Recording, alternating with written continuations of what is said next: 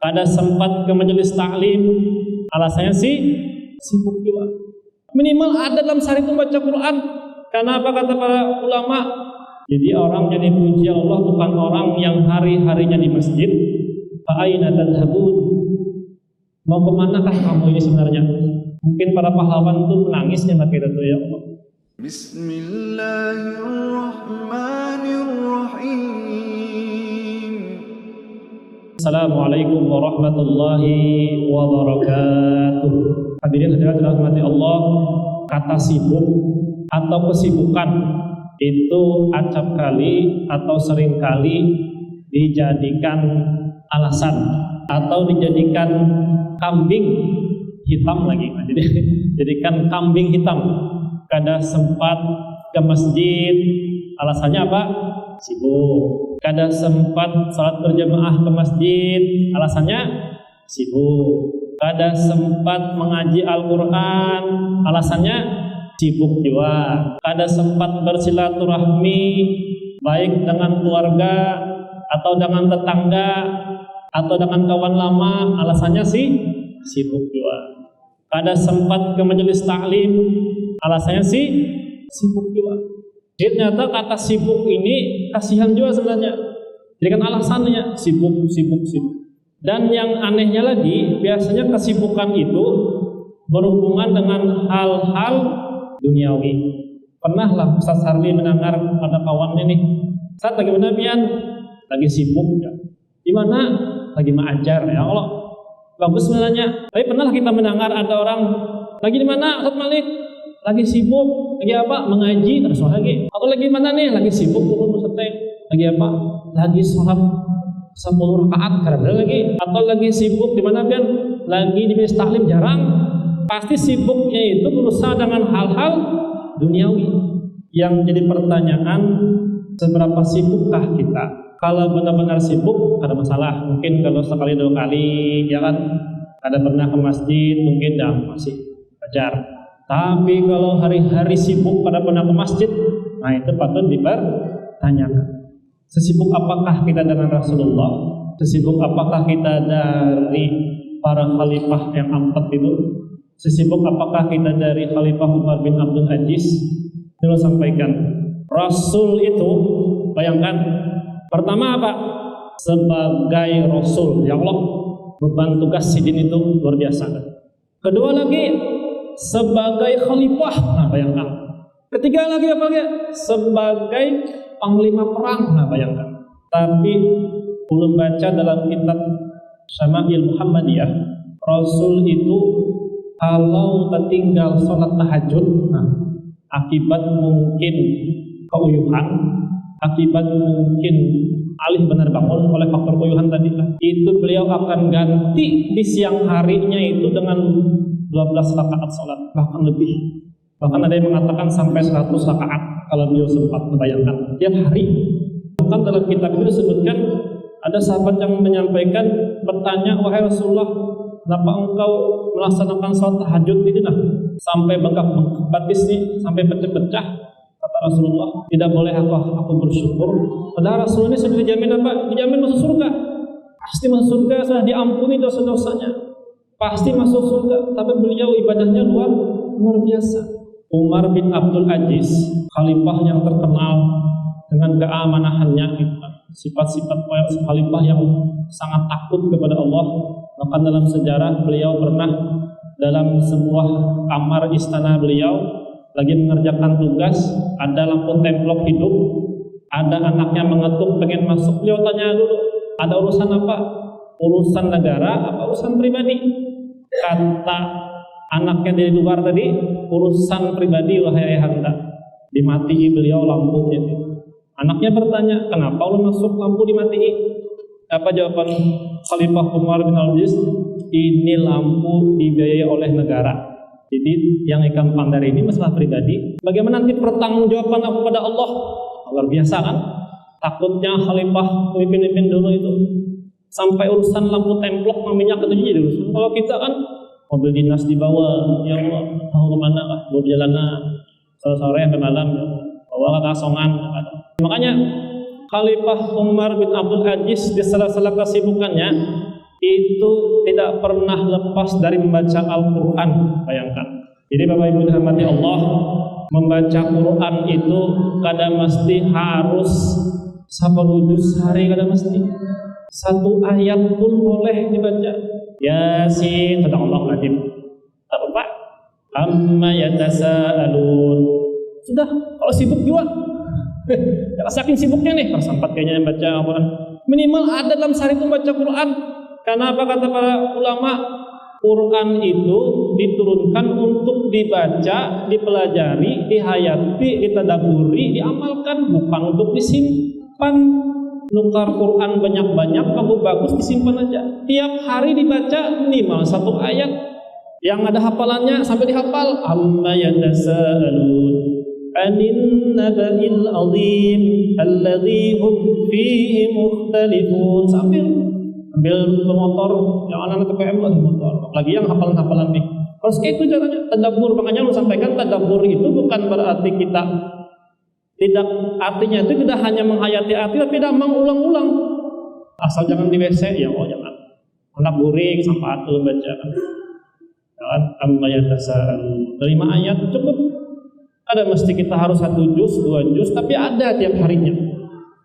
Jadi sibuk itu tidak dilarang, tapi yang dilarang adalah sibuk yang melalaikan. Bahkan dalam 1 ayat Allah memuji orang-orang yang sibuk. Nah, bayangkan, sibuk bisa jadi wasilah kita dipuji Allah.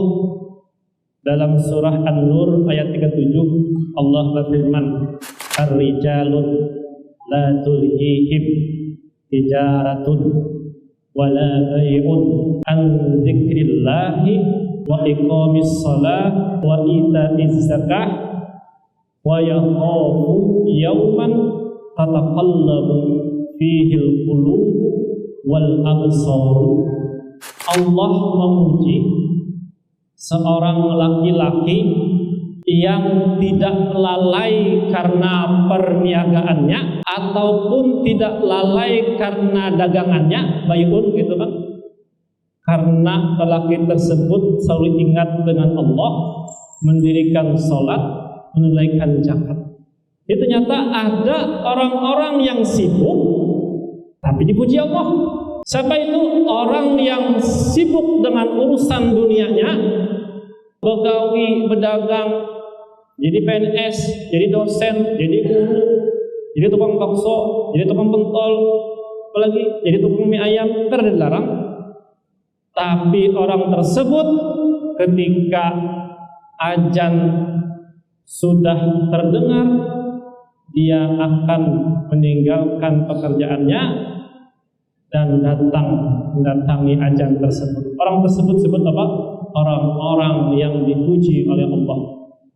Jadi orang yang dipuji Allah bukan orang yang hari-harinya di masjid, yang hari-harinya tidur di masjid, iktikaf di masjid, betapas di masjid, ya Allah, guring di masjid, makan di masjid. Ada seperti itu. Ternyata orang yang puji Allah, orang yang ketika dia sibuk, orang yang sibuk dengan urusan dunianya, tapi dia tidak lalai dengan Allah.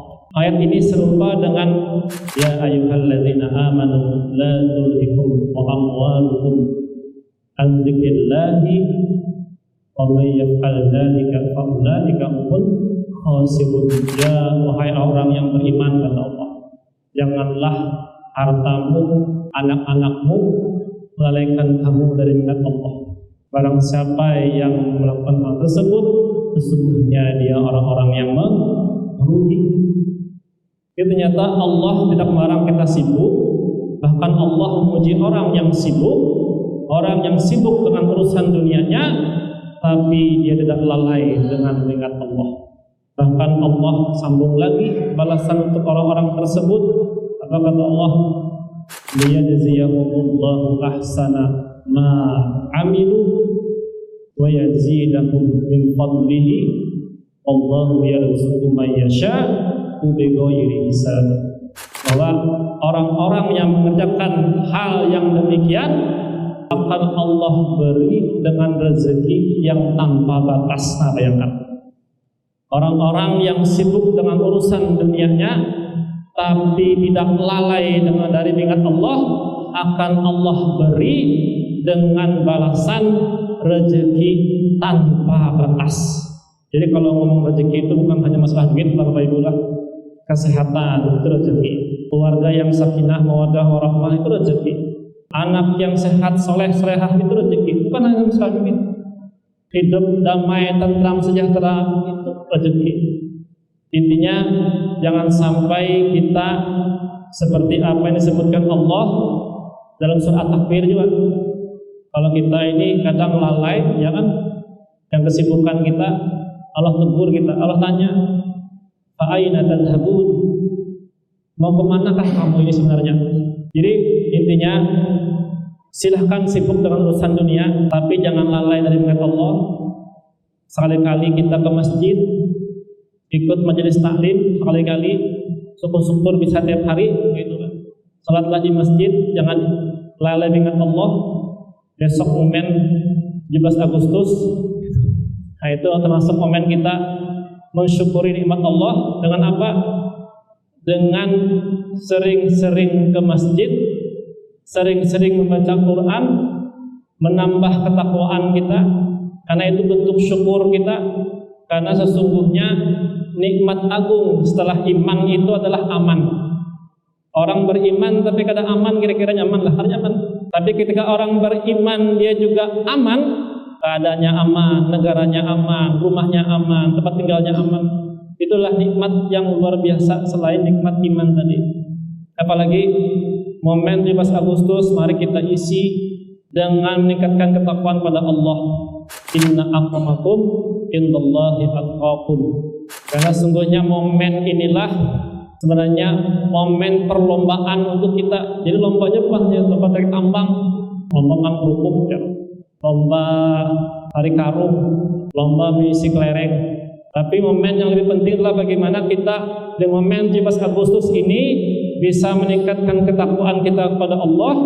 Momen untuk kita berlomba-lomba dalam bentuk fastabiqul khairat, meningkatkan ketakwaan kita secara pribadi.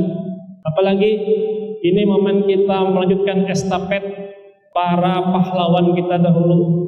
Bukan hanya diisi dengan amalnya joget-joget, maksudnya kalau boleh-boleh saja, tapi itu bukan hal yang penting, bukan hal yang urgent. Mungkin para pahlawan itu menangis ya kita tuh, ya Allah. Jadi kita isi dengan apa? Dengan melanjutkan estafet perjuangan para pahlawan kita, karena sesungguhnya penjajahan dalam bentuk lain belum selesai. Dalam bentuk apa? Kejahatan penjajahan dalam bentuk kejahatan korupsi yang sudah akut, kronis. Apalagi penjajahan dalam bentuk keterbelakangan, penjajahan dalam bentuk kemiskinan. Mari kita lanjutkan itu perjuangan itu. Mari kita jadi mahasiswa yang berjiwa pahlawan. Apalagi jadi pekerja yang berjiwa pahlawan. Jadi pebisnis yang berjiwa pahlawan. Nanti kalau jadi pejabat pun pejabat yang berjiwa pahlawan. Nanti kalau jadi pemimpin pun pemimpin yang berjiwa pahlawan. Bukan pekerja, pejabat, pengusaha, pebisnis yang berjiwa penjajah. Jadi intinya mari kita jaga, kita rawat negara kita ini, kita isi dengan hal-hal yang bermanfaat. Apalagi sini banyak mahasiswa, mari banyak-banyak belajar lagi. Intinya belajar tidak ada habis-habisnya. Makanya Nabi pernah mengatakan apa hadisnya? Tuntutlah ilmu sampai ke negeri Cina. Cuma karena waktu itu kita ke negeri Cina, orang Cinanya datang ke sini. Nah itu jadinya. Itulah demikian yang bisa saya sampaikan. Nah intinya seperti itu. Kurang lebihnya mohon maaf. Assalamualaikum warahmatullahi wabarakatuh.